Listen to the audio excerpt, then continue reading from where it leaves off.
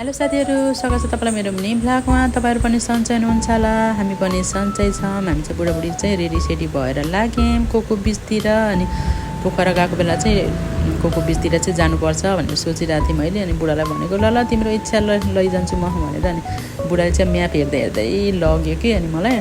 अनि जान त गयो, तर त्यहाँ गएर चाहिँ टिकट काट्ने हो कि यतिकै है, फर्स्ट टाइम गएको। अनि के थाहा, अनि फेरि त्यहाँको होटलको मान्छेलाई सोधेको। अनि टिकट लाग्छ र यहाँ भनेको लाग्दैन, जानुहोस् जति घुम्न लाग्छ घुम्नुहोस् भनेर भन्यो। अनि त्यसपछि तपाईँहरू पनि जाँदै हुनुहुन्छ भने चाहिँ यहाँ टिकट सिकेट केही पर्दैन है। यहाँ चाहिँ घुम्नको लागि चाहिँ एकदम रमाइलो छ है। अनि तालको छेउमा छ नि त यो कोको बिच भन्ने। अनि त्यहाँ चाहिँ त्यही भएर हावा पनि शीतल एकदम रमाइलो छ। अनि उता गएर भिडियो सिडियो बनाउँला भनेको, हेर्नु न राति पानी परेर यस्तो बिजोग छ, पानी उता जान चाहिँ पाइएन नि, यता अनि फेरि जुत्ताहरू खोल्नुपर्छ नि त है। त्यही भएर मैले यता नै भिडियोहरू बनाएँ, टिकटकहरू बनाएँ। अनि यसरी चाहिँ गर्दैछु कि। अनि कस्तो राम्रो देखिने कि त्यहाँबाट पिङ पनि थियो। अनि पिङहरू खेलाम भने हेर्नु न, त्यहाँ पनि पानी भएको छ। राति कत्रो ठुलो पानी आयो नि त यो पोखरातिर। न त सबै ठाउँ पानी आयो। अनि मैले सबै ठाउँ घुमिसकेँ।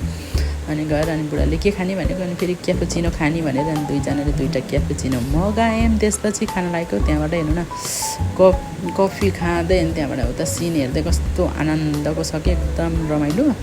तपाईँहरू चाहिँ त्यहाँ गएको बेला चाहिँ तपाईँले कोको बिच जान चाहिँ नछुटाउनु होला।